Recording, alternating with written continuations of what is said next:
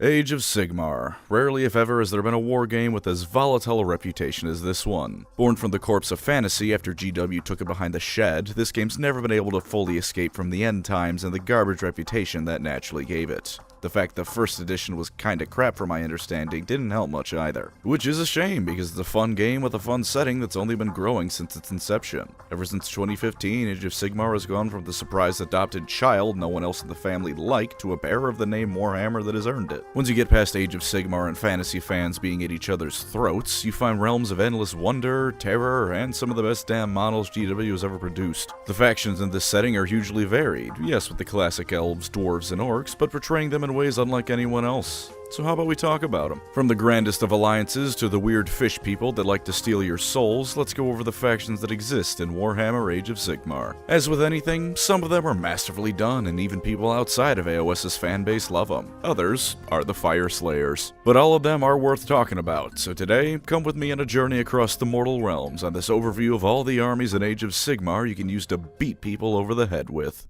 But before we begin, would you like to know where to get some quality audio just in time for the holiday season? If so, I've got just the thing for you, because this message is sponsored by Raycon. Regular earbuds sit in your ears and totally block out all sound, but Raycon's essential open earbuds sit right outside your ear canal, which means that while you get the clearest audio quality you can ask for, you can still hear the world around you just fine. They're light and the earhook rotates, so there's no problem keeping them in, meaning you can take them wherever you want. Go to the gym, for a walk, to the store. Wherever you go, these bad boys will be just fine. With over 3 million customers, Raycon clearly has a satisfied audience, and at half the price you get sound quality just as good as other brands. It's a steal for what you're getting. Ever since getting them, these are my go-to headphones when I'm doing some writing. If a package comes by or my dog starts barking, I'll know, and the whole time I'm getting some premium grade audio. The essential open earbuds are here for the holiday season and they're selling fast. Raycon audio products are up to 20% off this holiday season. Just click the link in the description or go to buyraycon.com/pancreasnoworkopen to save on Raycon audio products site-wide. Order by December 15th to guarantee delivery by Christmas, because great gifts shouldn't show up late. To get quality earphones, you can do no better than Raycon, so grab yourself a pair just in time for the holidays. Now then, time to jump through a realm gate and murder whatever's on the other side of it. The short of Age of Sigmar's history can be summed up as everyone going, world blew up, now what, and going from there. As the setting progressed, all of the factions eventually grouped together into the grand alliances you can find in the setting, and indeed how the armies are grouped on the web store. For reference, it's kind of like World of Warcraft if you're one of those poor souls who's poured thousands of hours into that game, although in AOS's case there's 4 alliances instead of 2. Membership in a grand alliance isn't really a thing, and oftentimes the people in one hate each other as much as they hate the people out of one, but based on the themes of certain armies you can end up grouping them into one of these 4 alliances. The opening history of the setting can largely be told through the lens of the first one we'll talk about, so let's jump right into it, shall we? AKA the good guys, and this time I can say that with slightly more confidence than one usually can when you mention someone being the good guy in Warhammer. Grand Alliance Order can almost entirely be said to come about as a result of Sigmar himself, the big god from fantasy who's now been promoted to being the dude who gave the setting its name. After the end times, Sigmar floated through nothingness for God only knows how long on the core of the Warhammer fantasy world. Eventually a magical dragon called Dracothian found him, and using the winds of magic that used to exist in fantasy, the dragon created the 8 mortal realms as they're now known, one for each wind of magic. Sigmar started wandering around this new reality, beating things over the head and trying to restart civilization. As he did so, he found a bunch of other goobers who survived Warhammer Fantasy's destruction and convinced him to join him in his quest. Some of them, like the dwarf gods, didn't need too much convincing to rebuild civilization. They were down from the start. Others, like the god of the greenskins Gorka Morka, had to be convinced via hammer whacks to the skull for a week straight. But he was successful, and eventually he managed to form a pantheon of gods from the survivors of his old home. Things were good for a while. Order prospered, and while there were the occasional threats from goblin or Skaven invasions, overall it was great. Then the Pantheon started infighting, chaos invaded, and eventually everything fell apart and Sigmar had to give up and go back home to the realm he was the specific god of, Azir. He worked on making super soldiers for a while, eventually threw open the gates of Azir and started taking names once again, and after enough time, some of his old Pantheon decided to work together once more, albeit not nearly to the level they once did. Grand Alliance Order now stands against the various factions that would see civilization brought low, people that would either twist it into a parody of itself or completely erase it altogether. There have been ups and downs in their fighting to reclaim reality in the name of all that's good, but they all stand ready to face whatever threats come their way. And as a quick summary, that's largely the history of Grand Alliance Order you need. While this is the good guy faction, it only truly applies to about 2/3 of the factions within it, if we're being generous. Some of them are pretty evil and led by evil gods, and others are happy to work for anyone to get what they want, including chaos. But while there is some nuance to it, they are still the best of a bad bunch by far. Even the most evil of them would still like to rule over a civilization. They all want to build up cities and empires and things that, while potentially evil, are better than endless undeath, endless destruction, or the endless machinations of the chaos gods. Order factions might stab you, but most of the time they'll also be willing to patch up your wounds, if only so you can serve them later on. As for the armies within it, let's look at the poster boys first, shall we? Also known as Sigmarines, Ground Marines, and about 1,000 other variations of that, all pointing out that this was GW putting Space Marines into a fantasy setting. And to get the dismissive part of me out of the way first, yeah, that's what they are. All other things aside, looking at their models you can clearly see what GW wanted out of them. Large and in-charge figures above the common man with lots of smooth, flat surfaces that a new painter can easily get to grips with. But that isn't all that they are. When Sigmar first was in the Mortal Realms, he stuck with normal old people as his armies. After all, while the previous world blew up, normal people were able to hold the line for about 2,000 years, and that's only including the time he specifically was either in charge or a god. That's a decent record, so we gave him another go. Unfortunately, while normal people did hold the line for a while again, they once again weren't able to stop chaos from invading and causing problems across everywhere. So he went back home to Azir, and with some help from the dwarf god Grungni, got to work. Across the mortal realms, he looked for those who were above and beyond what you could expect of anyone. Notably, he didn't do this by looking for level 20 D&D adventurers, though. This wasn't the Space Marine Trials, where the strongest or otherwise bestest guy gets to be jammed full of Gene Seed. Sigmar looked for men, women, and potentially even non-humans from any standing who were being heroes. If you were a doctor who spent 23 out of 24 hours a day patching up soldiers to help fight chaos and then died fighting chaos warriors with a chandelier, Sigmar would grab your soul at either the moment of your death or right before and spirit you to Azir. He wasn't looking for soldiers, because you can train anyone well enough to know how to fight. He was looking for people whose spirits, not bodies, put them above the rest. He'd give you a bit of his own godly essence, equip you with the finest of armor forged from the core of a dead world, and prepare you for a fight against the people that already caused at least one apocalypse. He did this for a few centuries before he couldn't wait any longer, and then he sent forth the Stormcast Eternals. In massive bolts of lightning, entire armies of Stormcast drop down onto the mortal realms, because if you're gonna be fighting literal demons, you might as well look like a power metal album cover at all times. Across 8 realities, Sigmar's forces waged war, supercharged men and women tearing into chaos wherever they went and reclaiming reality for the good people who either once did or still live there. After reclaiming Sigmar's very own hammer Galmaraz, it was gifted to the Celestin Prime, aka Stormcast Primarch, aka Karl Franz Reborn, and his fighting forces were at the top of their game and reclaiming more and more land every day. Eventually their blitz came to a halt, but they had laid the groundwork for order to once again flourish in at least select areas of the mortal realms. Stormcast Eternals are very much like Space Marines at their core, but according to former GW author Josh Reynolds, saying they're identical is like saying that because Batman and Captain America are both superheroes, they're the same thing entirely. Stormcast Eternals are closer to demigod knights. They're undoubtedly stronger and overall greater than the average person, at least in terms of what they can do, but that doesn't mean they necessarily lord it over the average man. Like Spider-Man says after watching Uncle Ben get murked for the 1000th time, with great power comes great responsibility, and the Stormcast are determined to use their gifts to enact Sigmar's will. When they aren't fighting, they're oftentimes local rulers, administrators, hell, there might even be a few Stormcast taxmen out there. I'd imagine they'd be quite good at convincing people to pay up. They're above the common man, but unlike Space Marines, they aren't separate from them. And Sigmar, by all accounts, does seem to want to do the best he can for the mortal realms. He doesn't always succeed, and by the nature of Warhammer, sometimes he oversteps his bounds or does a bit of a morally great goof.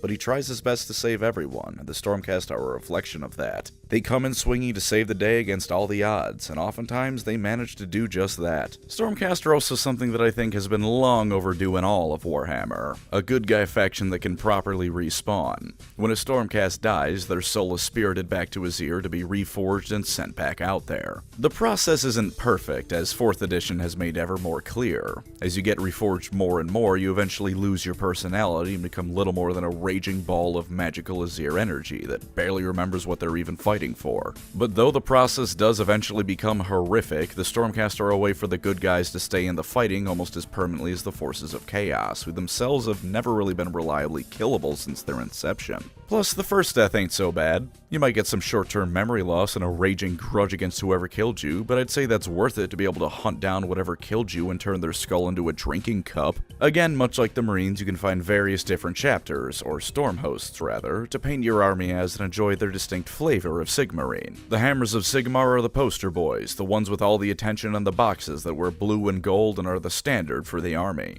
Even when they aren't here, the Ultramarines truly are the greatest of them all. The Anvils of the Heldenhammer, meanwhile, are a gloomy bunch of folk who were forged from long-dead heroes rather than recently dead or about to die ones. They even worship another god than Sigmar, Morda, who's heavily implied to be more from Warhammer Fantasy reincarnated. Much like the Marines, you can find any theme to paint, and if you don't like the ones on display by GW, you have free reign to make your own. The setting is quite homebrew friendly for those of you who want a chance to get a bit creative. While they aren't perfect, the Knights Excelsior's habit of massacring everyone who isn't 110% Team Sigmar shows this. The Stormcast by and large are what GW seems to want modern-day Space Marines to be. Heroes with bits of moral ambiguity about them and plenty of trauma, but ones that are ultimately fundamentally heroic in nature. They stand tall against the darkness, be that chaos or even their supposed allies, all in the name of keeping the lights on just a little bit longer. If you want heroes that finally have the same staying power as all the other bad guys without resorting to plot armor to explain how Marnia's Calgar is somehow still alive, the Stormcast are perfect for you. The Stormcast standing tall above the average man wouldn't mean much without being able to see the average man to compare them to though, which brings us to...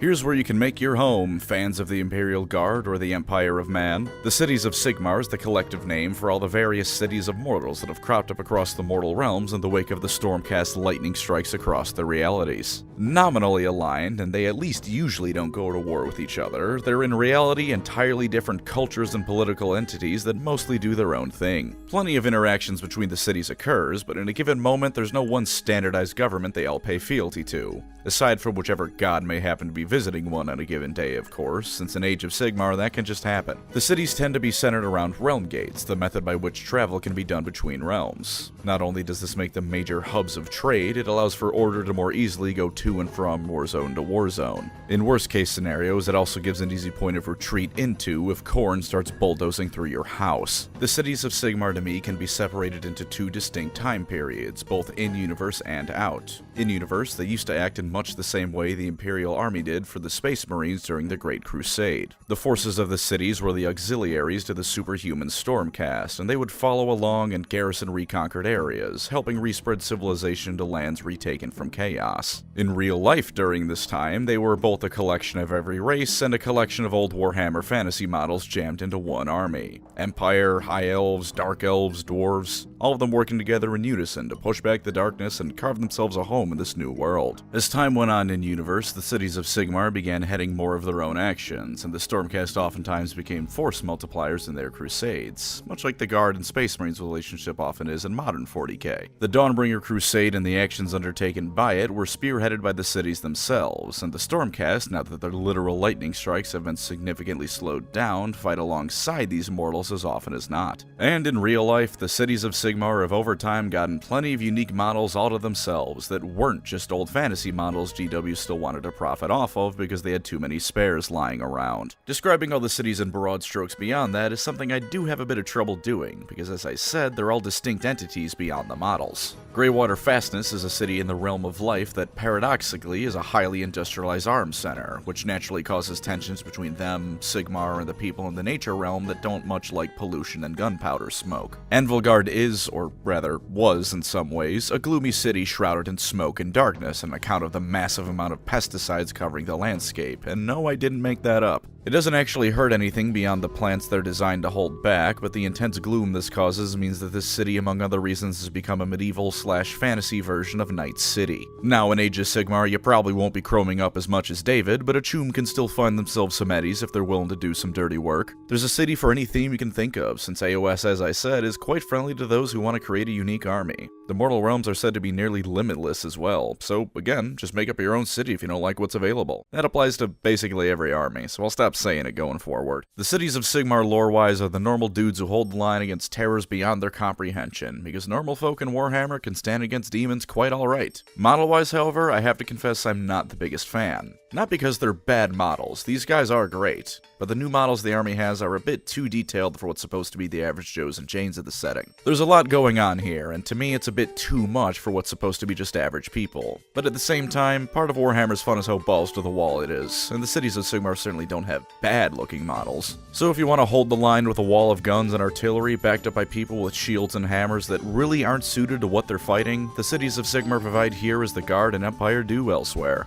Also, almost the entire Dark Elf range from Warhammer Fantasy is still here, so if you hate Age of Sigmar and can stomach being a Legends army in Old World, you still have reason to visit the Age of Sigmar web store.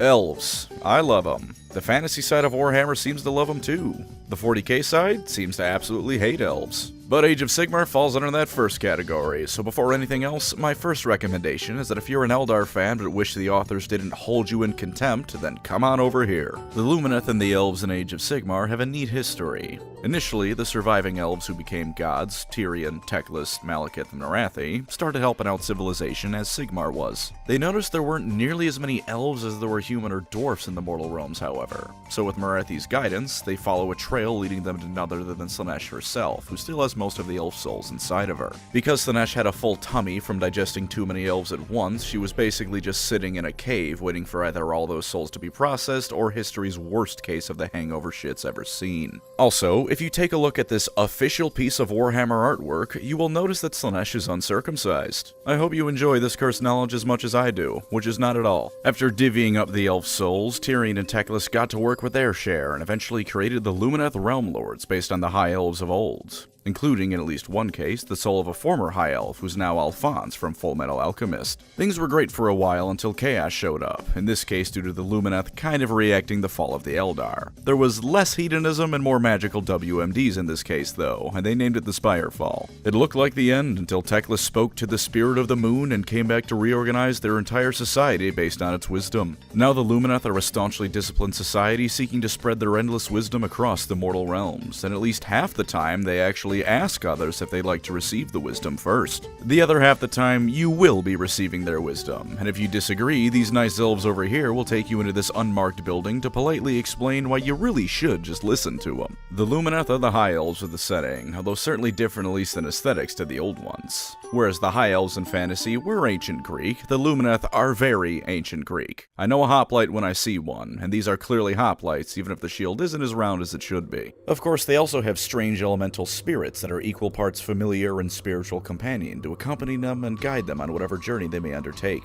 And going beyond even that, Big Cow is here to smash you into the ground with. The Lumineth are strange beings that many think are made of pure light at first, and their geometric magics and relationships with their realm's native spirits has given them a spice setting them apart from standard High Elves. They're still viciously arrogant, and sometimes they aren't so much as freeing people as putting them under new management, but the management is nicer than Chaos, and their arrogance is mostly earned. When they were introduced, they did curb stomp the entirety of Grand Alliance death. I'd have a bit of an ego too. They got some of the most active gods in the setting backing them up too. Teclis, my beloved little twink, is still around as a proper god now, and since he's a playable tabletop model, you can assume he gets around quite often even without reading his lore in AOS. He's still suffering because the life of Teclis is inherently suffering, but now he's a god while doing it. Although his followers will oftentimes politely request to speak to his moon spirit friend because they'd rather hear the wisdom from the source than through Teclis. The poor guy's a god and he still doesn't get the respect he deserves, he just can't catch a break. Tyrion, meanwhile, is a blind god that sees through Teclis' eyes now and has been supposedly fighting against Malekith as he did in old fantasy, although as of writing this, we've received basically nothing else on him. The Lumineth formed their societies and kingdoms into Tyrionic and Teclian nations based on which of the brothers they more emulate, though of course all cities revere both of them. The Lumineth fight hard and study aplenty with the same arrogance elves always bring to the table, but they've again largely earned it on account of averting their own total destruction and being so good at countering chaos and death. If you want elves, you can do no better than them, because their models are all new, they're bringing back some heavy hitter characters from fantasy, and even 2,000 years onward, everyone still loves a good phalanx.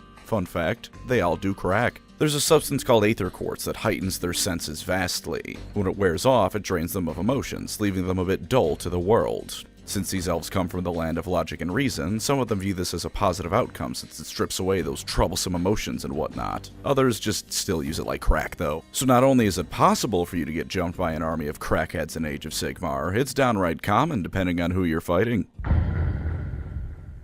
I did tell a slight fib earlier. Morathi early on wasn't a god unlike her son and step-great-grandsons. She naturally wasn't happy with this, so when everyone was dividing up the portion of elf souls they got, Morathi messed with the process to get a few more than she deserved. This weakened the bindings holding Slaanesh, but Morathi is a prick, so this didn't mean much to her. Although in saying that, she has a few times mentioned worrying about Slaanesh escaping, which makes me wonder if she's gone insane in some part, or is just fundamentally incapable of recognizing anything she does is actually a bad thing. Probably both. Morathi also found something from the old world to help her become a goddess, the Heart of Cain, the elven god of war. She set up a religion around it based in many ways upon the Dark Elves' old Witch Elves, and with enough worship and sacrifices given to the heart, it said that Cain would be reborn. This is entirely true, but she was the whole time siphoning the worship and sacrifices to Cain to herself. Slowly she gained more power, and eventually with a dramatic ritual and journey into Slaanesh, she achieved apotheosis and ascended to true godhood. This has caused a bit of a schism in their society between those who happily worship Morathi as Cain reborn, and those who are upset they got scammed by a lady with a history of being far closer to her son than a mother ever should be, but she doesn't care for the opinions of those below her. The Daughters of Cain are the most outright evil of the Order factions. Even ignoring Morathi and her antics, they are fervent worshippers of the elf god of murder. That's their baseline, they're not gonna be nice. The best case scenario is that they focus all that murder worship against the forces of chaos, destruction, or death, but that's of course not always the case.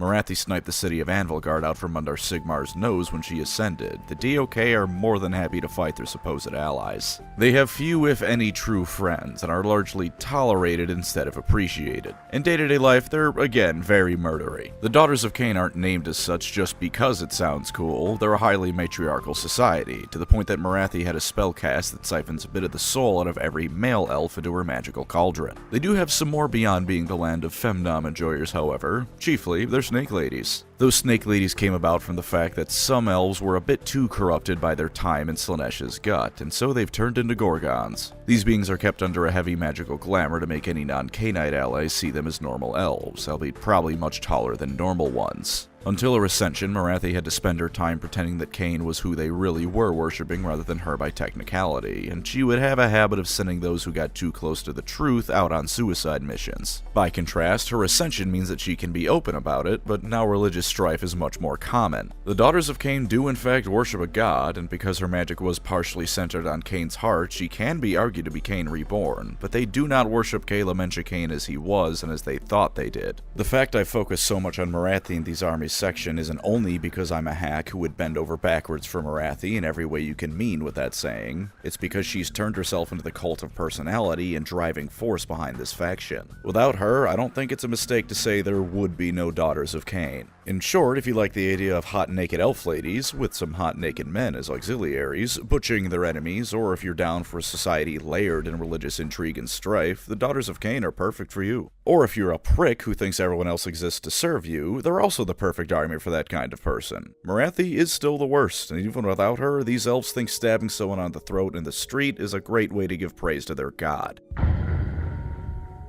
Another lie from earlier, this time one by omission, was that the Lumineth were not the first attempt at recreating the High Elves. There were a few different tries, and Teclis on one of his earlier attempts created some elves that were off. They were resentful, withdrawn, and traumatized. Obviously this was from their time stuck in Slaanesh, but Teclis wanted to find out the specifics and if there was any underlying corruption. Problem is, when he took away Idoneth to figure it out, it tended to leave them outright insane. Understandably fearing for their lives and sanity, these elves who would become the Idoneth Deepkin took a magical lantern from Teclis and fled into the perfect place to remain completely hidden, the very seas themselves. Teclis initially wanted to exterminate them, both for their inherent wrongness and probably because he was upset they stole his stuff, but Tyrion managed to talk him out of it. This meant nothing for the Idoneth, however. Calling out to the god of Mithlan, as many of these elves were actually sheltered by him in old fantasy before the world's destruction, they received only silence because he was dead. The other gods they reached out to were either also dead, couldn't hear them, or for one reason or another ignored them, and so they tried to recreate M'Thlan and form society without divine guidance all on their own. Eventually, they recognized that though Teclis was a bastard to them, he likely had a point about them being potentially corrupted.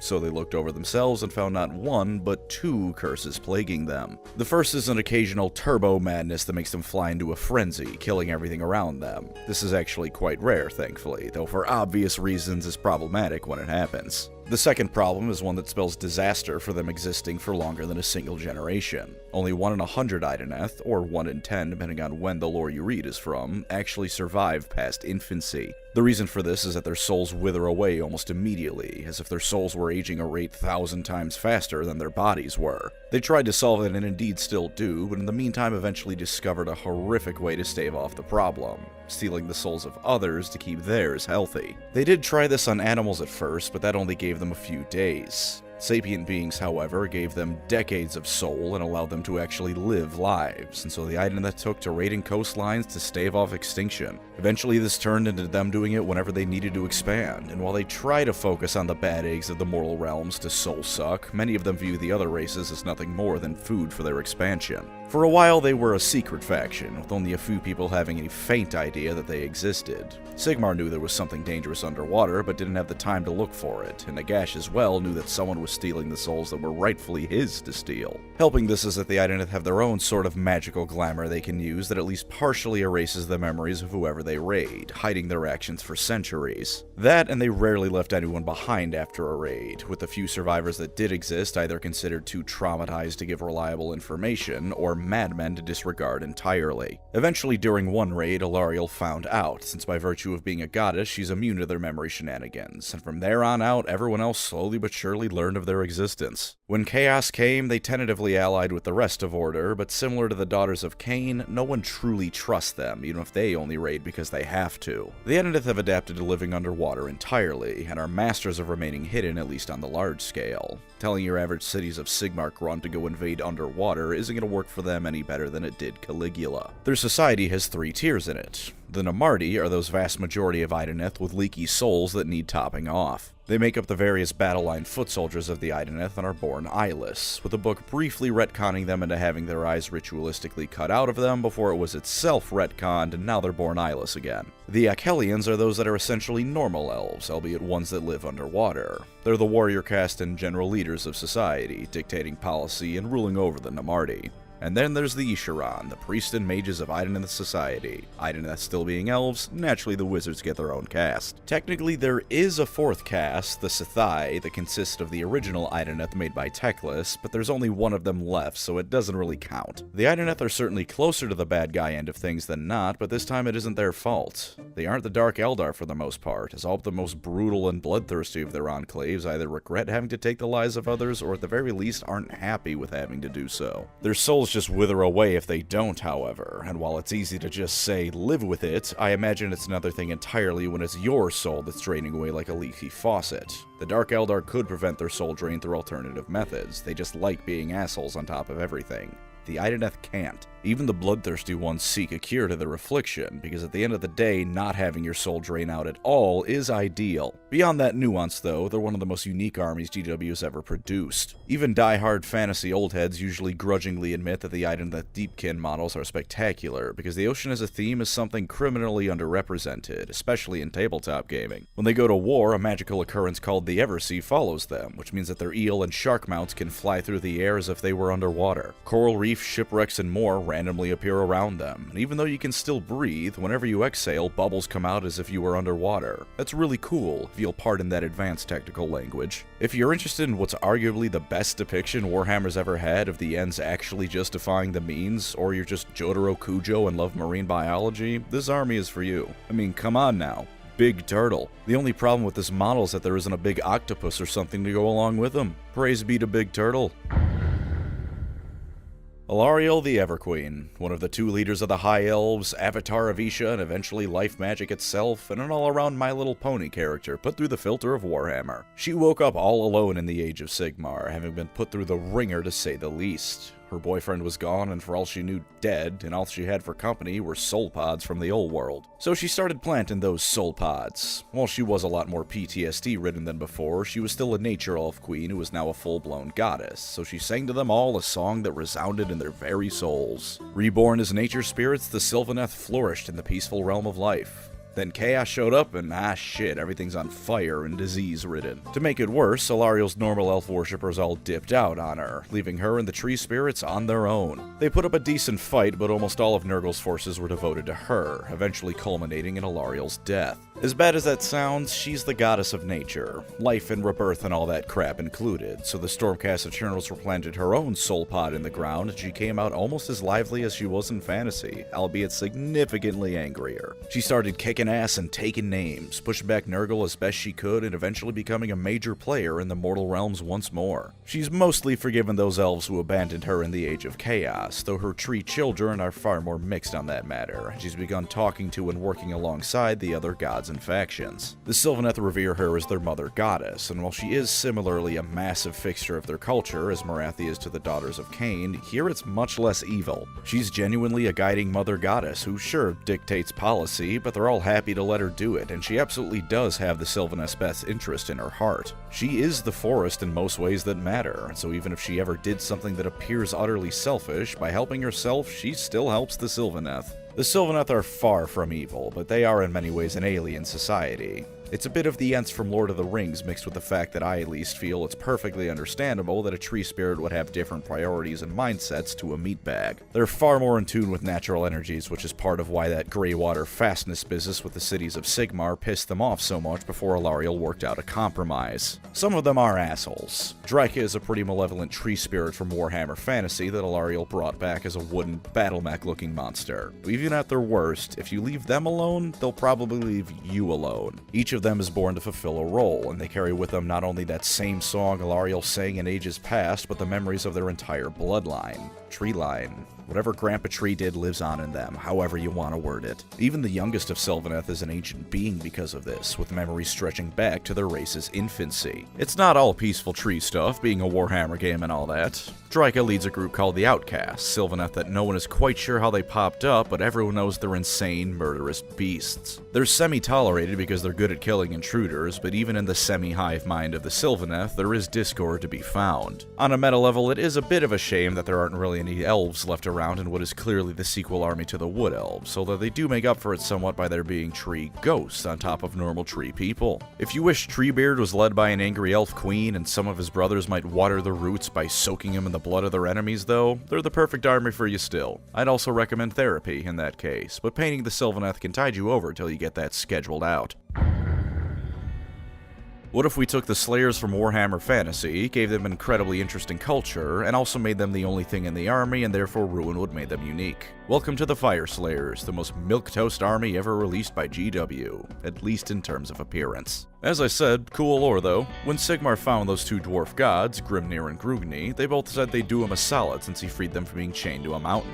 Grugni said to take his time, slow and steady wins the race, and that Big S could call in that favor whenever. Grimnir wanted to get his debt cleared immediately, so Sigmar shrugged and pointed at a giant lava monster that he told Grimnir to then kill. Grimnir succeeded, but also died in the process, blowing up and scattering across the mortal realms. Even this early on, a lot of dwarfs, it turned out, were still big fans of Grimnir, so they started looking for the pieces of him that coalesced into what's known as Urgold. And since Grimnir was a god of war that they worshipped, they naturally decided that forming their entire society into lodges and hiring themselves off as mercenaries in exchange for gold payment was as good a way to gather Grimnir bits as any. So they did just that. Thus do we get the Fire Slayers, brutal melee combatants searching all of reality to hopefully piece their god back together, one gold coin at a time. And even if they can't, they're still dwarfs. Urgold is special to them, but none of them are going to say no to regular gold either, so if it ends up being a waste of time, they still get to own their fighting skills and become filthy rich doing it. For a bit on their culture, Fire Slayers are big on having kids, meaning for perhaps the first time ever, dwarfs are not an endangered species. At least one rune father of a Fire Slayer lodge has 50 goddamn children, so across the mortal realms do these dwarf bees occasionally strike out to form a new lodge/hive and ply their trade in the dangerous lands of Age of Sigmar. With the finest of craftsdwarfship do these stunties equip themselves, selling themselves out to anyone, even chaos sometimes. The ends justify the means in their eyes, for their end goal is nothing less than the reconstruction of a god. Maybe it'll work, maybe it won't, but if short, naked, hairy redheads is your thing, then you could do no better than this army. And the flavor of why they fight is admittedly some of the best ever. Like any mercenary group, who you're fighting for is secondary. The price is what makes it right. They're not my cup of tea, truth be told, but I imagine if you like the Fire Slayers, then you'll love the Fire Slayers. It's easy to be dismissive of the angry carrot tops until 100 of them burst through your wall because the payment fell short.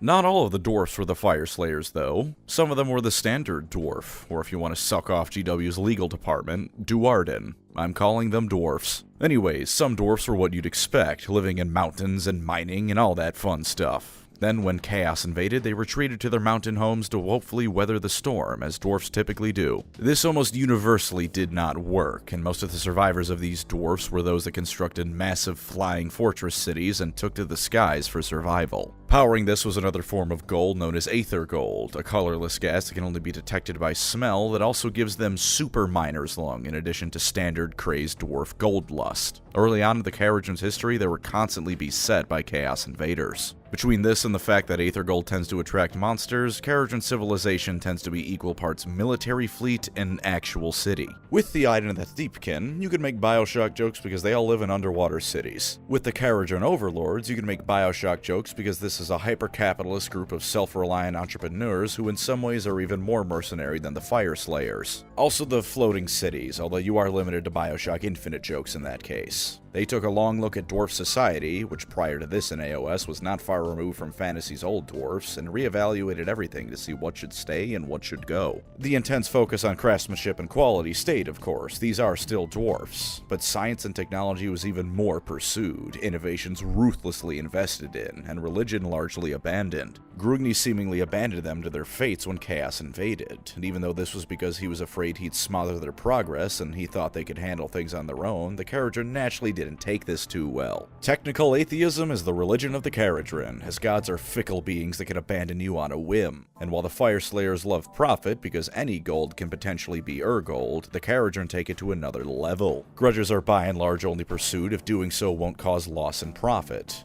Everything is weighed in terms of gains and losses. If you will lose money doing something, or at the very least it won't in the long term see a return on your investment, an action is not going to be taken. Abandoning your allies, ironically enough, is something the Kharadron situationally approve of. If they can be saved, then effort should be made to do so, but if the cause is completely hopeless, then sorry fellas, the Kharadron aren't swooping in to save the day. Even then, a lot of the time they'll only save you because a living ally is profitable. No sense letting all your trading partners die, after all. Their ruling government body, the Geldred, is far closer to a board of directors than it is a government entity. If a dwarf can make a profit, they can rise high in Kharadron society, but if they can't, then good luck getting anywhere. All of these things are very Ayn Randy and self-serving, but the roots of their society are a brutal battle for survival. In their nascency, there was no room for an incompetent leader to take hold and give shitty commands just because they were the kid of the last one. The Kharadron needed both a decisive action and to ensure that tradition didn't stifle them. So, the ultimate meritocracy was born.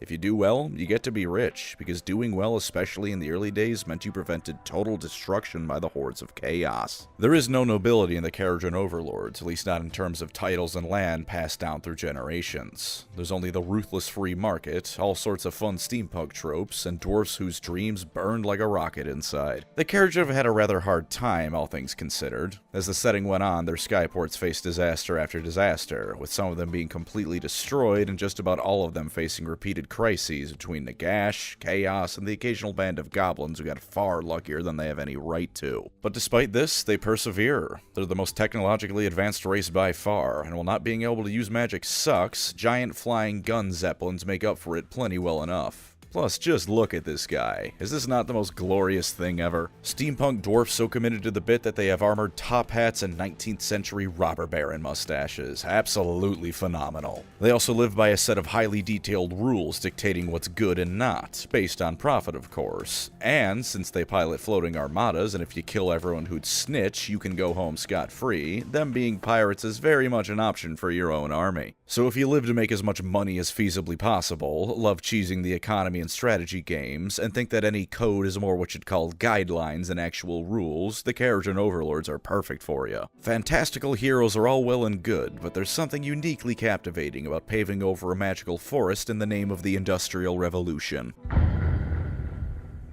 The Last Army and Grand Alliance Order. In some ways, the Seraphon, or Lizardmen as I will call them, have stayed the same since Fantasy, but in others, they've evolved. After the end times, the Lizardmen that remained floated across space in their massive temple pyramid spaceships until one by one, only a few of them were left. But during this journey, they too met Dracothian, who directed them to Azir, same as Sigmar. Living above it in their ships, they resumed the sacred task they once held in Fantasy, countering the forces of chaos no matter where they appear. The biggest difference of their lore comes in the form of what exactly they are nowadays. Initially, there were like 5 of the Slann mage priests that survived into the setting.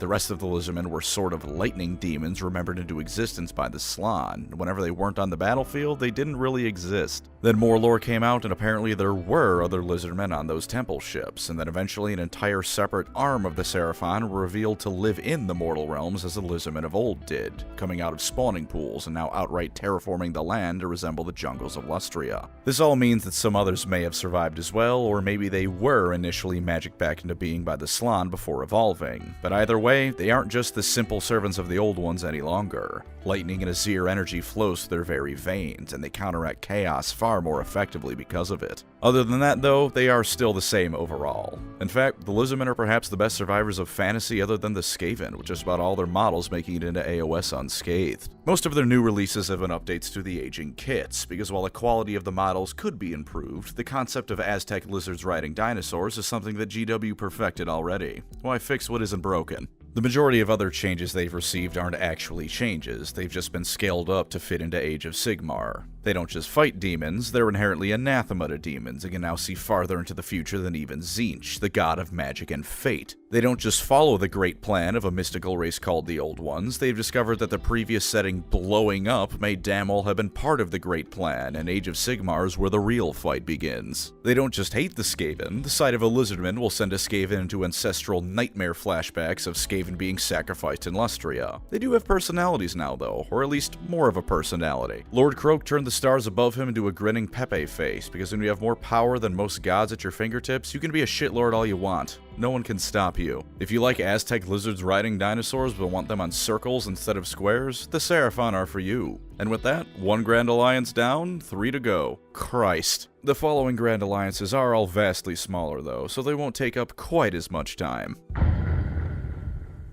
Gorkamorka is the fusion of the 2 old orc gods, Gork and Mork. After Sigmar beat him up, he was pretty content with being part of the Pantheon. In the early days of the setting, massive creatures called God Beast roamed the lands and frequently wreaked havoc on the burgeoning civilizations. Even without them, there were still plenty of lesser threats. Therefore, Gorkamorka had a very simple job: go smash those gits. And he did so with gusto. Eventually though, the threats became smaller in number and strength. By sheer virtue of his own power, Gorkamorka had eliminated a great deal of the threats against him. Plus, as you might expect from a god formed from the fusion of 2 orc gods, Gorkamorka didn't like anyone telling him what to do. So as the Pantheon first started to crack apart, and with some whispers from Tzeentch encouraging him, Gorkamorka went rogue and declared a Waaagh across the mortal realms. Literally, as in he declared they would go across all of the mortal realms and only stop to do it again. Before this happened, it fell into infighting, and Gorkamorka split back into Gork and Mork, but the damage was done. The Greenskins and everyone else in Grand Alliance destruction were all on their own. In spite of being called destruction, the members of this alliance don't all necessarily want to destroy the world. In fact, some of them are quite happy to work with the forces of Order, or occasionally the other 2 Grand Alliances. It's just that they tend to be rampaging morons at the absolute best, and at their worst, yeah, they want to smash everything. They don't want to smash everything permanently, but things like city building, philosophy, and the like aren't for them. They aren't true evil for the most part, but that's in comparison to the literal forces of hell that are chaos. They're still bad folk in a lot of ways. They all worship Gorkamorka in one regard or another, with some viewing him as he is, the 2-headed orc god, some as an all-consuming gluttonous god, and some worship him as a giant foot that steps on things.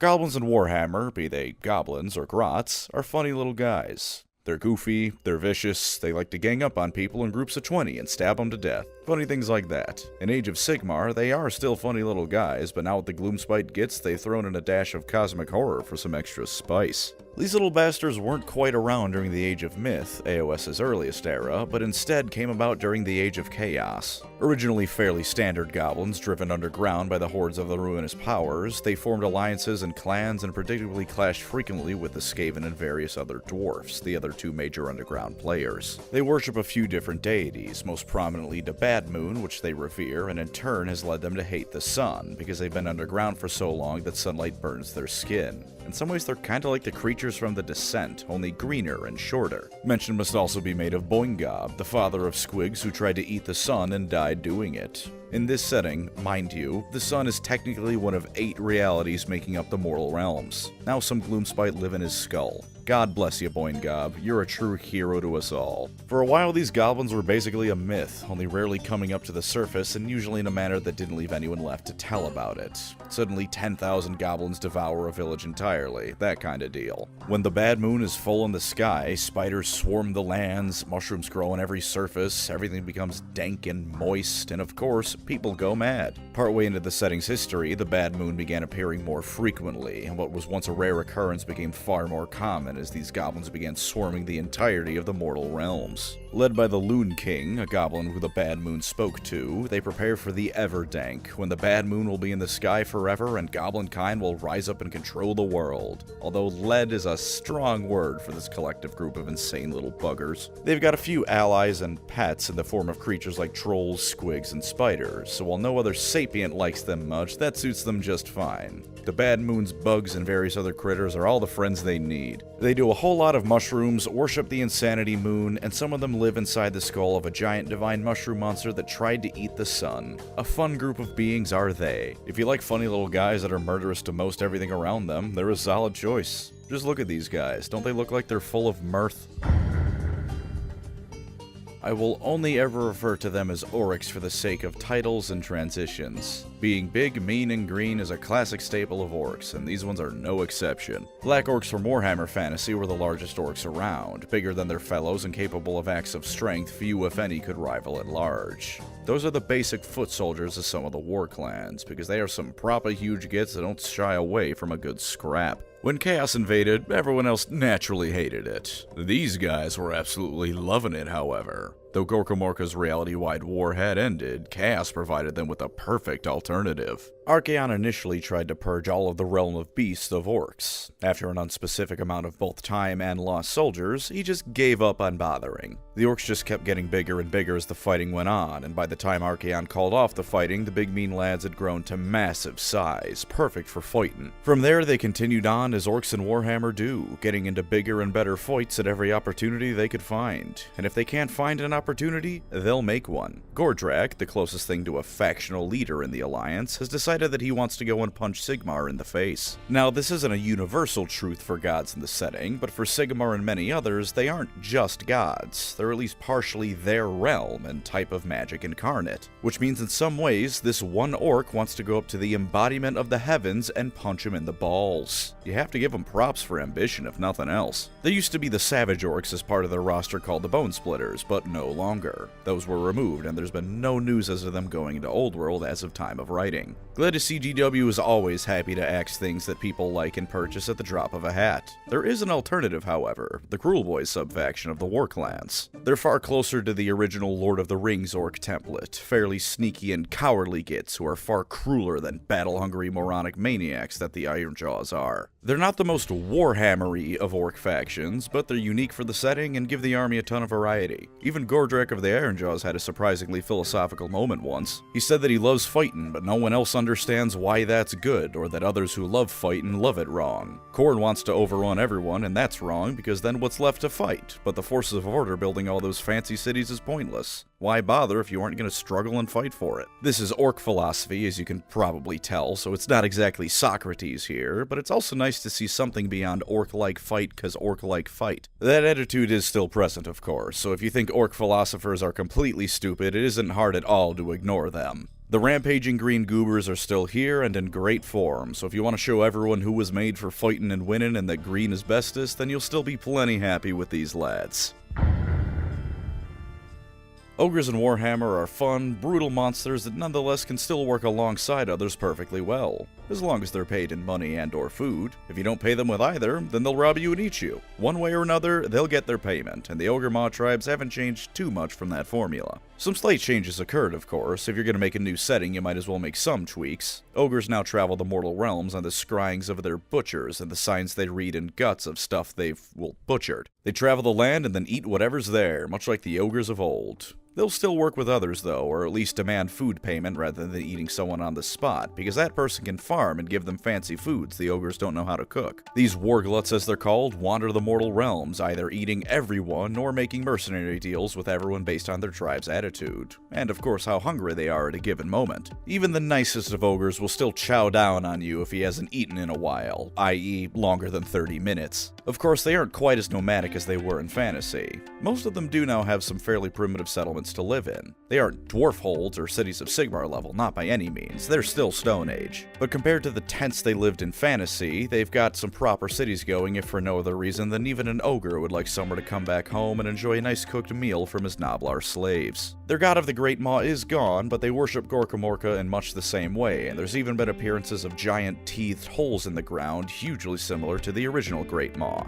And that being said, there is a group of entirely nomadic ogres that are out and about, the Beastclaw Raiders. These ogres are on a permanent tour of the mortal realms no matter which group of them you look at. This is because of a massive winter storm called the Everwinter that follows them all around. If you've ever gone to bed one winter night only to wake up to 6 feet of snow, it's like that, but forever. The Everwinter doesn't freeze the ogres to death, but instead freezes them into solid blocks of ice. This means they can actually thaw out at a later date, although being frozen solid does tend to leave them vulnerable to the various threats of this setting. Incidentally, this means that it's almost a guarantee that at least one group of cities of Sigmar armed forces have been glad that the ogre's in there and that he's the sheriff. No one really knows where the storm came from, but theories abound from being cursed by Gorkamorka himself to the original Beastclaw Raiders accidentally freeing some ancient gods that were particularly nasty. One theory even says that they gained the curse by eating the original curse-causing source when it caused issues for Alariel, but were blessed by her to all be expert winter trackers to avoid the storm's worst bits. I'd honestly put my money on that one. Even trauma-riddled as she is, Alariel's always been a good person. Regardless of which group you go with, though, ogres are large and in charge even more so than a lot of the Iron Jaws and Chaos Warriors. They eat big, live big, and are more than happy to sit on enemies as a form of combat. Surprisingly effective when you're 12 feet tall and 10 feet wide, though I imagine that sitting on a Chaos Warrior would hurt from all those spiky bits. If you like mercenary work or just being a fat bastard who eats everyone who's rude about the fact, there's no equal to these lads. There is a rather minimal amount of lore to these guys, but I can't imagine most people are here for the lore. No, I presume you want to go fee-fi-fo-fum and play as the Imperial Knights of Age of Sigmar, because throwing a massive dude at your enemies as your chief form of tactics is good fun all around. And so we have the Sons of Behemoth. Not that they have zero lore, mind you. It's all disgusting, however, so heads up.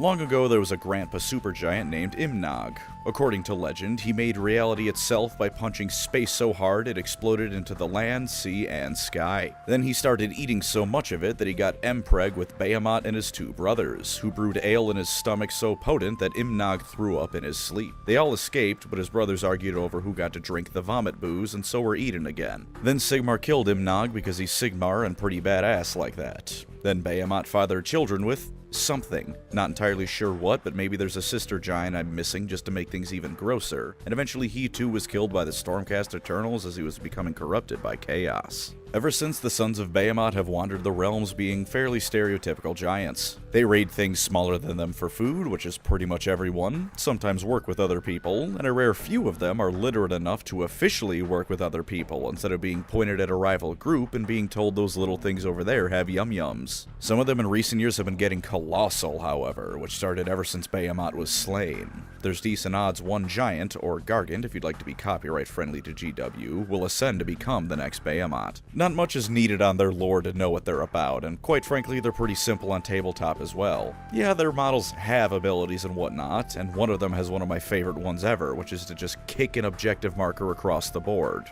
But by and large, they're giants. You're bigger than everyone else, you're dumber than most, and your chief god, aside from your species' dad, is something you view as a giant stompy foot. You'll likely have to endure no small amount of foot fetish jokes with how prominent feet are in this army's lore, but A, they're like that because most things aren't taller than their ankles, and B, you can smash flat the army of most anyone who says these kinds of things. For perhaps the purest Unga Bunga experience, come join the Sons of Behemoth. They have all the vomit beer you could ask for and more. 2 down, 2 more to go.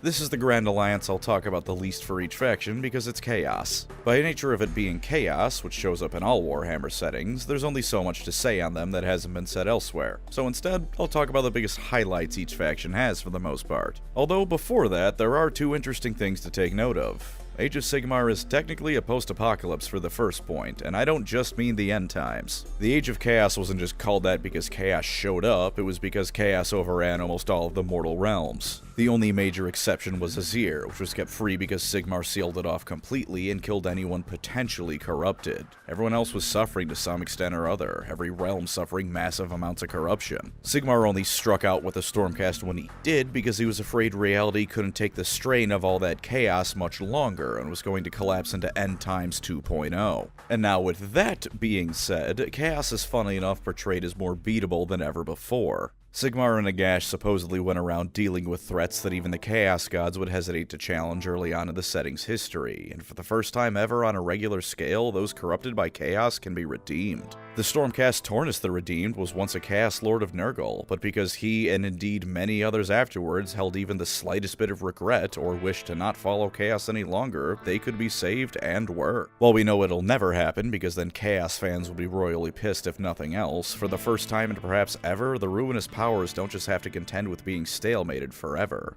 They're at real risk from beings and armies every bit as powerful as their own. Slaanesh is in jail, remember. They're no longer immune just because they're the Chaos Gods. With those bits out of the way, let's see the armies. The followers of the God of War, Blood and Skulls are of course here in the Age of Sigmar, arguably looking even more like Space Marines than the Stormcast Eternals do. As with all Khornate forces, they love to gather blood and skulls and to engage enemies in brutal melee combat, for such is the will of the Blood God. Khorne's crowning achievement comes from before the time focused on by the games, but it's no less insane for that. When chaos overwhelmed most of the mortal realms, the followers of the Dark Gods found themselves short on foes to fight. Naturally, Khorne decided the best way to fix this wasn't to look for any last holdouts or try and invade Azir. Nope, him and his armies decided the best way to pass the time was to declare war on the rest of chaos all at once, and at the very worst, they were holding their ground. The Blood God may have seen Nurgle take the spotlight on the video game and model side of things lately, but it would seem in the lore it's still Khorne who's the king of chaos. It was a multi-dimensional war too. As his mortal followers fought the other mortal followers of the gods, so too did his demons fight those of his divine rivals. Man said square up to the other 4/5 of the forces of chaos and was tying at worst. What a guy. They were excited when the Stormcast showed up because they finally had a worthy opponent to have a legendary battle with, and ever since they've continued on smashing things up. Not much to say, but there is something to appreciate about their simplicity. Smelly, stinky, disease-ridden, bloated carcasses that are too cheerful and delusional to realize they should be dead. The existence of Nurgle champions does beg the question, are you truly fat if you're actually just bloated from infectious gases? Either way, they're still Nurgle followers through and through, spreading disease, sickness, pestilence, and decay one bacterium at a time. Initially, they were focused entirely on the realm of life, with some forces also going to Shyish. Death and rebirth being a big shtick of Nurgle, they naturally gravitated towards life and death realms, and he did also need to replace the life goddess he keeps in a jar. Ever since he was pushed back from them, however, Nurgle decided he should instead focus on all the realms equally, in much the same way Alarielle realized she couldn't focus only on her own if she hoped to weather the storm. After all of reality is equally deserving of Nurgle's love, is it not? We do get a depiction of a Stormcast actually seeing Nurgle in Age of Sigmar, however. He's properly terrifying, being described as this figure that stretched across the horizon as he walked the steps of his garden, with stars, nebulae, and entire galaxies being swallowed up by his immense and disease-ridden form. Countless souls crying for salvation that would never come followed him everywhere, because despite what his followers say, Nurgle's love is not good. So that's a nice mental image for Nurgle's AOS highlight.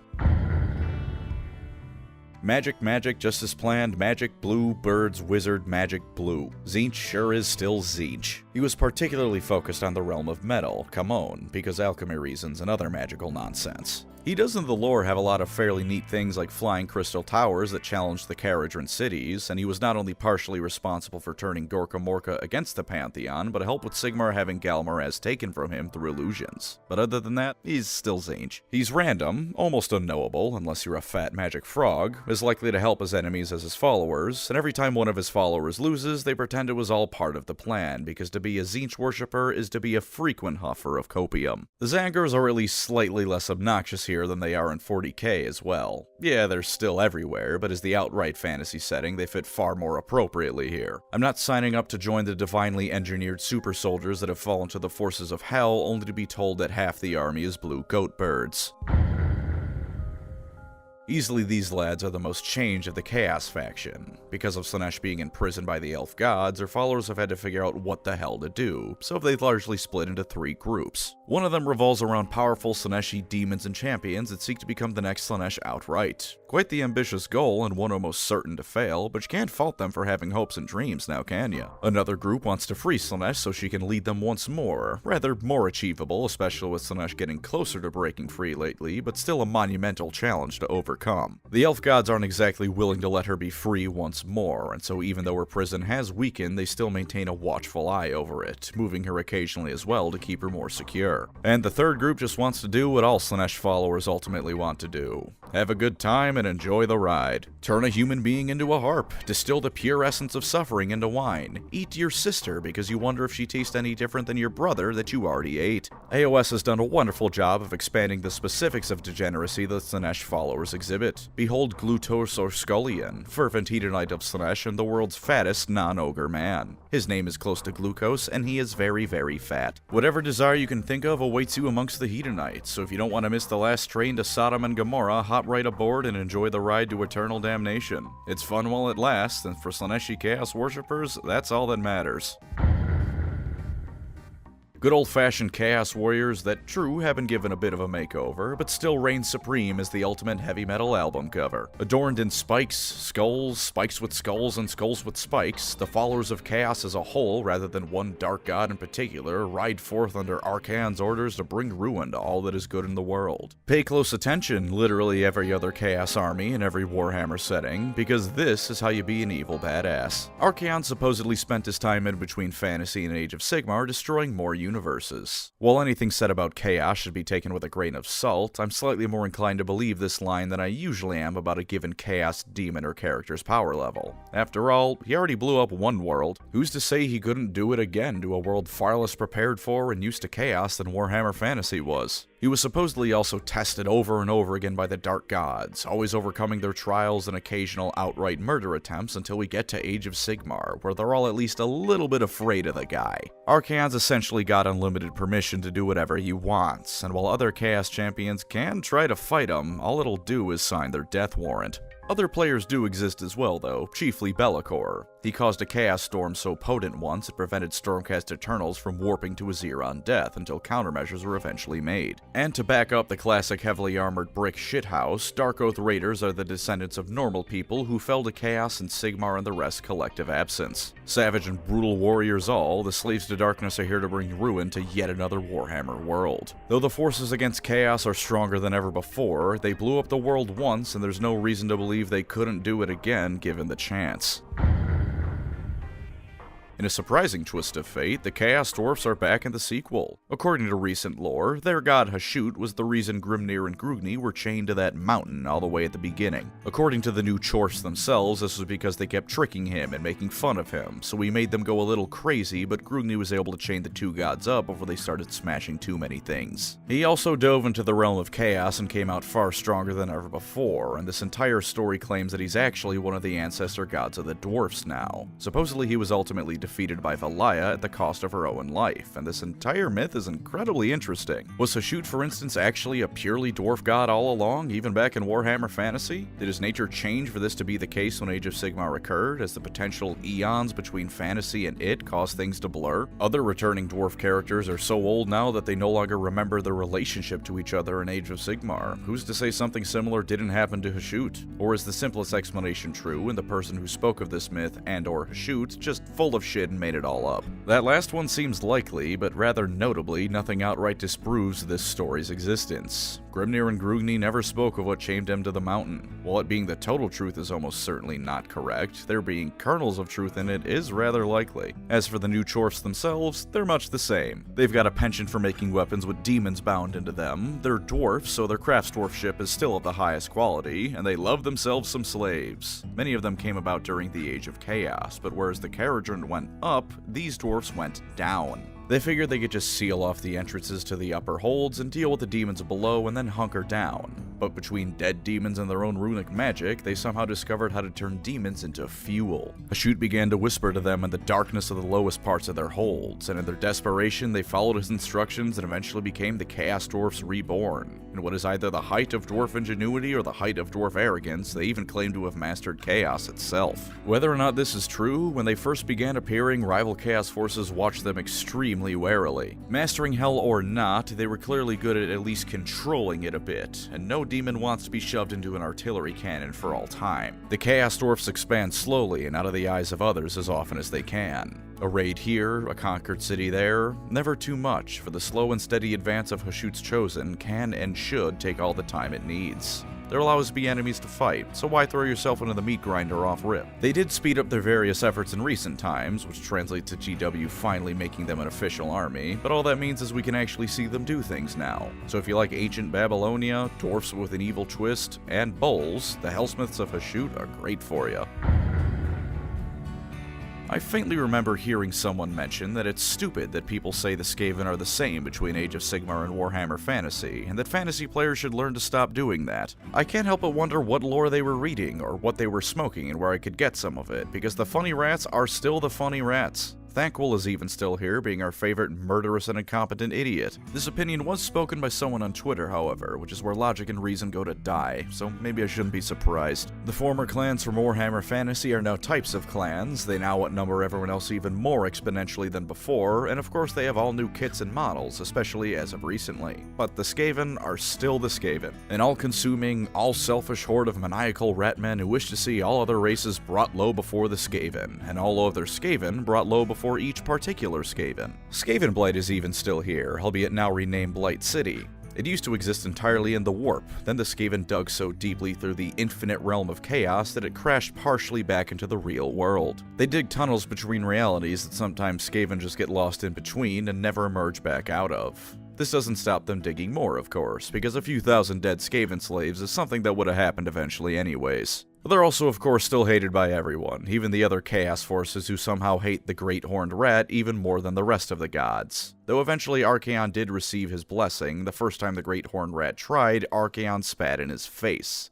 He's that disrespected. The clan's Pestilence sometimes have a very tenuous alliance with the forces of Nurgle, but it's an alliance involving the Skaven. They still fight all the time, backstab more often than not, and no one will be surprised when it completely falters. They also continue on with their trend of accidentally ruining things for everyone else when their own schemes either go wrong or sometimes go right. They in part stop Nagash from having the spotlight by detonating nuclear warheads on some of his pyramids. They revealed the Iden that Deepkin to Nagash when they accidentally drained an entire ocean and flooded Skavenblight with it, and by the way, said ocean also contained zombies that started eating Skaven. Thankwell was involved, before you ask. And for their latest crowning achievement in ruining things for everyone else, 4th edition and the Vermin Doom. Chaos has a lot of plans at any given moment. All the factions do, of course, but Chaos had over the course of the game's narrative been crafting more and more schemes to halt Sigmar and reverse all the progress Order had gained. And then the Skaven came in screaming for someone to hold take their beer and proceeded to crash Skavenblight into all 8 of the mortal realms at once. Somehow. The funny thing is, Archaon said this was fine for them to do, and no other Chaos faction should march against them en masse because of it. The Skaven just keep getting away with their nonsense, you can never stop them. As they were in fantasy, the Skaven continue on being the greatest army GW has ever created. Rats are suddenly even more everywhere than before, and with all new toys to play with. Praise be to the Great Horned Rat, so if you just want to be an asshole more than anything else, then the Skaven are still going strong, in spite of everyone else really wishing they'd all just die already.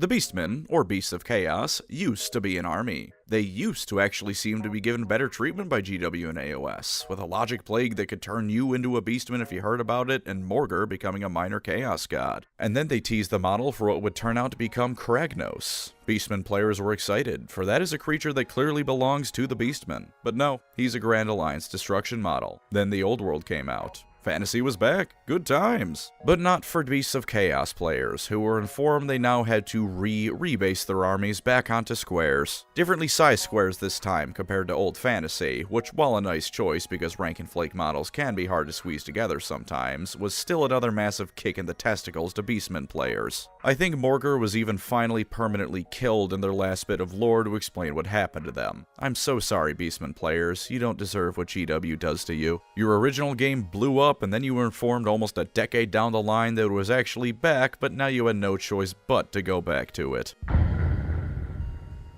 Say it with me now, everyone, because you can't talk about necromancy and undeath in Warhammer without saying the line. Such is the power of Nagash. In between the universes blowing up, Nagash survived. The dude invented necromancy, of course he survived. He was imprisoned, however, unable to free himself until Sigmar came along and let him out. Why he did this is likely because Sigmar needed allies and Nagash was powerful. Why Sigmar didn't go with another death god instead of history's greatest non-Skaven asshole is a question that almost no one can answer, however. But with Nagash now free, he promptly ate almost all the other death gods that used to exist and claimed Shyish as his own. He was actually the last being to leave the original pantheon of gods Sigmar formed in an astonishing twist of fate. He unsurprisingly did this by abandoning Sigmar right as Archaon was invading and eating some of his army for good measure. Sigmar chased him all the way to the realm of death, realized he forgot Archaon was invading and turned around, and Nagash was officially on his own. He tried to fight Archaon and got absolutely bodied, in the sense that his body was utterly destroyed, as were his armies. But as the god of death and an inventor of necromancy, death doesn't stick for him, so he just wandered back home. Chaos still overran Shyish though, which, fun fact, Nagash's treatment of his subjects was so shit that many people found chaos control and joining a cult to be a better life. There are living people in the realm of the dead, incidentally. They're typically a bit gloomy, although I imagine some amount of joy can be found after a family member or friend passes, and you can theoretically just go walk down the road a bit to keep talking to him. When the Stormcast rode forth, so too did Nagash again, but of course he's an evil dick, so he also attacked the non-chaotic living. The dead marched across the land, attacking all who they found, reclaiming lost territory in the name of Nagash.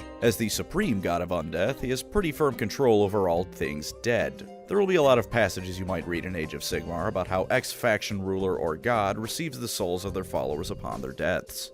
The Stormcast, of course, are the most prominent example, but some others have this as well. It's important to keep in mind that this is not the standard. Most people die and end up in the afterlife their society believes in the realm of death, into Nagash's waiting clutches to be used as he sees fit. Be they zombie, vampire, ghost, or what have ya, all ultimately fall under Nagash's clutches. And while Khorne benefits from the endless amount of blood spilled, so too does Nagash benefit from the endless dead that bloodshed creates. For a decent while in the game's history, there was an event called the Necroquake, followed by the Souls Wars. Nagash did one of his classic plans to try and obtain ultimate power and bend all of reality to his will. You know, boring stuff like that. It failed because of Skaven nukes, but it created a black hole in reality he can use to temporarily boost his power to insane levels. That's what failure is for Nagash, ladies and gentlemen. While his body was destroyed by Teclis again, and the Necroquake ended by Alariel, Nagash's forces are as inevitable as the grave itself. He'll come to prominence once again, and in the meantime his forces will continue the relentless march across the realms. Such is his power.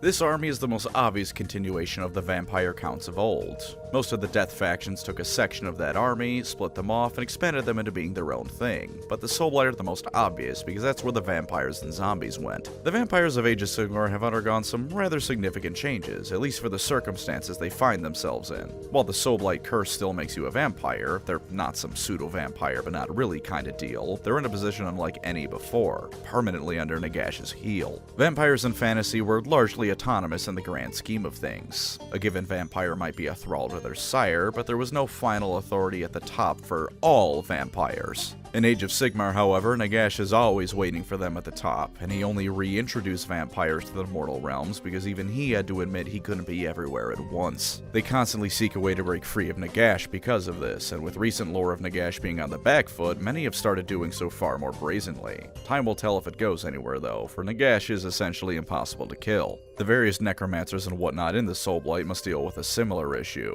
Nagash doesn't like people muscling in on his turf, and as such, necromancers are tolerated only barely. That's not to say that they're completely agentless. The head vampires of Manfred and Neferata plot their own endless schemes, and the lesser ones as well have their own labyrinthine networks of followers, thralls, and more across all the realities of the setting. Just because Nagash is at the top doesn't mean that those under him don't have their own schemes and agency. They just need to play it safe sometimes to avoid getting glassed by the Bone Pope. It's kind of like if in Vampire the Masquerade, Cain was actively wandering around slaughtering any vampire that called him a bitch, and actively waging war against the US government. And as far as the average mortal sees things, they don't know that all vampires are ultimately bound in Nagash and have to find ways of keeping themselves out of his wrathful gaze and preventing the worst bits of the Soulblight curse from turning them into nothing but savage monsters. They only see the Midnight Aristocracy reborn into a new reality, sending forth legions of the dead to conquer their cattle. Some Soulblight are nice-ish to mortals, some view them as cattle, like I just said, and some are brutal warlords subjugating all under them into the most horrid slavery imaginable. Necromantic magic strained the souls of their underlings, and the zombies and skeletons under them are endless in number. With quality on the top in the form of the vampires and wights, quantity below them with the skeletons, zombies, and countless horrific creatures, if you want classic undead fun, you can do no better than these guys. As a final fun fact, apparently vampires cannot drink blood from a Stormcast Eternal. It fills them with lightning and electrocutes them like a Tom and Jerry skid, which is incredibly funny. Ghosts have always been around in Warhammer. In Age of Sigmar specifically, the first time the Nighthaunt were a thing was during the Age of Chaos. Nagash raised the spirits of the dead to fight chaos, and in terms of them being absolute blenders of the living, they were successful. They became far more prominent during the Necroquake when death magic was absolutely everywhere, but with their increased numbers came the revelation of the true problem. Turns out they were almost completely uncontrollable. When you bring forth ghosts that know nothing but hate for the living, they'll kill the living until they run out of targets, and then meander about till they either dissipate or find more targets. So we found a lady that pissed him off, Lady Allender, and put her in charge to make them a proper army. When the Necroquake ended, the Nighthaunt were perhaps the most weakened Death Army, but they still retain a decent amount of autonomy and leadership they lacked previously. Nighthaunt are spooky ghosts through and through, and of course they're tormented souls on top of that. A large amount of Nighthaunt are turned into Nighthaunt to pay for crimes they committed as well, furthering that whole tortured angle. Of course, Nagash is the one deciding if you committed a crime, which means it can range from anything to actual horrific murderer to you annoyed him one day as the cause for becoming a tortured ghost for all eternity. Dreadscythe Harridans, for example, were doctors and healers, doing their best to keep people alive in the violent world of Age of Sigmar. This means they committed the crime of delaying when Nagash would receive people's souls, so he cursed them to be trapped in their ethereal bodies that were repurposed to slaughter all living around them. They can do nothing to stop this, and they're aware of it the whole time. Ghosts as an army is a pretty self-explanatory thing to see if you'll like them or not. If you like ghosts, you'll probably like the Nighthaunt. They're ghosts. That said, here's some extra recommendations on my part to make enjoying them all the better. Playing either songs from the band Ghosts or What's New Scooby-Doo on an endless loop during a match is perfect for this army. Also be sure to grab Ulrich the Drowner. His rules are decent and his model is amazing, but the real fun is playing Tibia Mariner as a model in a Warhammer game. Funny Boatman was great to see in Elden Ring, and now he can be great here. Some vampires are worse off than others. Poor Usharan is perhaps worst off of all. In old fantasy, he was one of few vampires to regularly try and do good, and he was rewarded with about 5,000 years of consecutive kicks to the sack for his efforts. When he was brought back in Age of Sigmar by Nagash to spread vampirism, he pissed off Nagash at one point and was locked in a cage. Supposedly, this was because of a great betrayal where Usharan waged war against Nagash with endless armies of semi-sane ghoul retainers. I believe the second half of that sentence, but methinks Nagash just decided Usharan deserved more sack taps rather than him actually doing anything wrong. When Usharan was accidentally freed by Sigmar, he'd gone so insane that his delusions are now contagious, and after enough time, the Flesh-Eater courts were born. His madness only growing worse, Usharan's mere presence, as well as that of powerful enough ghouls, spread this plague of insanity across the mortal realms. To each afflicted ghoul of the courts, they see themselves as noble, chivalrous knights or other heroic sorts. defending the land from terrors and ensuring that those not as mighty as them are able to survive another day. To everyone else, they're insane cannibalistic ghouls. When they meet a champion of order, for instance, in their eyes they may politely invite them for a feast to honor a visit by such a noble guest. When they meet a Chaos Lord, they may in their minds be challenging them to a duel in order to defeat such a curse upon the lands, or at least buy time for other heroes to arrive. In practice for both these situations, they're likely just waving around a severed arm and screeching at the other dude. It's sad more than anything ultimately, but they're also violent cannibals, so it's hard to feel bad for them. If anything, I liken it to feeling bad for a rabid dog. No, the dog doesn't deserve it, and no, you aren't happy about what has to be done, but putting it down is about all that's left. In some ways it's worse, but thankfully also cooler, such as how their madness is so extreme it affects reality. If a ghoul picks up a shard of glass it thinks is a telescope or a pocket watch, they will be able to see it as such and correctly use it as such. It isn't, but in their minds it is, and as such they can use it as if it were. Kind of like orc belief in 40k, but this time it's entirely one-sided. Two ghoul kings of equal status may duel, which again to outsiders is just screeching and clawing, but in their minds it is an honorable tournament or something, and the winning ghoul will usually subsume the other ghoul's retainers into their court. And because the madness of powerful ghouls is so potent, it not only is shared with their underlings, but in the newly conquered ghouls under them. It's really cool, albeit in a sad and violent way. In AOS, you can be so insane that other people who are also insane see the world exactly as you do. The ghouls can break free of their madness, but this usually isn't a happy ending. The best case is Ushran himself, who sometimes is lucid before slipping back into his own delusions. As for lesser ghouls, that's almost always a tragedy. Being in the presence of sufficiently powerful beings such as gods, being somehow forced into a situation their delusions can't account for, or just sometimes at random, a member of the Flesh Eater courts might break free of their madness. In this case, the reality of what they've actually been doing the whole time hits them all at once, whereupon they almost always slip back into their delusions. This army is very sad to think about, but playing an army of delusional cannibals that think they're all royal knights is pretty kick-ass in a brutal way, and Ushran's new model is disgustingly good looking, easily one of the best GW has ever put out. If you think the best way to deal with a Warhammer setting is to live in complete denial over the reality of it, which truth be told isn't a bad way to cope here, then the Flesh Eater courts are for you. As a bonus, screeching bloody murder at your opponent when they ask what you're doing next if you play them isn't bad manners, it's just getting into character.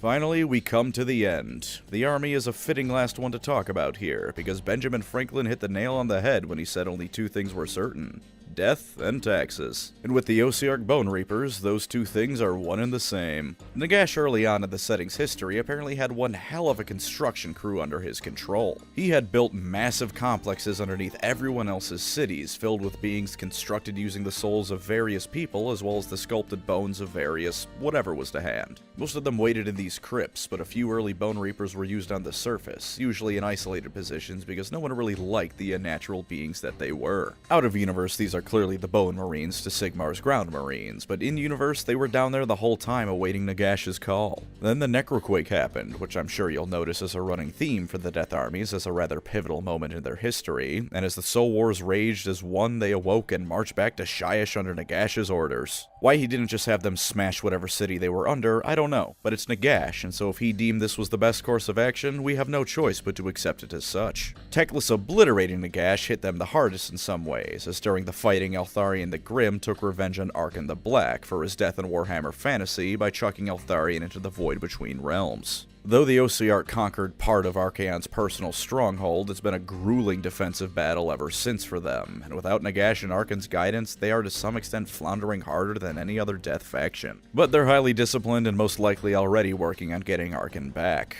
and if anyone can hold the line in the meantime, it's them. As for the day-to-day life of a Bone Reaper, it's the IRS. When they set up shop in an area, the Bone Reapers go around to local settlements and inform them that they all have a tithe to pay. It's paid by simply handing them over bones, so you better get digging up those graves. If you pay the tithe, they thank you and return next year for the next one. If you don't, that's no worry at all. Your own bones will do just as well as Grandma Dearest would have, so hand over that leg. Then they combine various souls and bones into one super being who's equal parts warrior, poet, artist, and whatever else the sculptor felt like throwing in. In perhaps this faction alone, we have what society under Nagash, if he were to win, might look like. Completely undead, so obviously not the liveliest of places, but there may indeed be true civilization even in an eternal afterlife ruled by him. They're good fun as an army, and I'd recommend you pick them up. If nothing else, their deal boxes usually have 1,000,000 million of their basic infantry in each, so whenever one comes around, give it a grab. If you don't, then you'll have no choice but to be on the receiving end of the Bone Marines when it's tithe time. And that was every army in Warhammer Age of Sigmar. My voice hurts now, so I'm going to go away. Thank you as always to my wonderful channel members. You are the Sigmar to my Age of, and while I don't even know what the hell I'm talking about right now, I thank you for your support nonetheless. If you'd like to support the channel, feel free to subscribe or become a member. Either way, thank you for watching, and take care out there.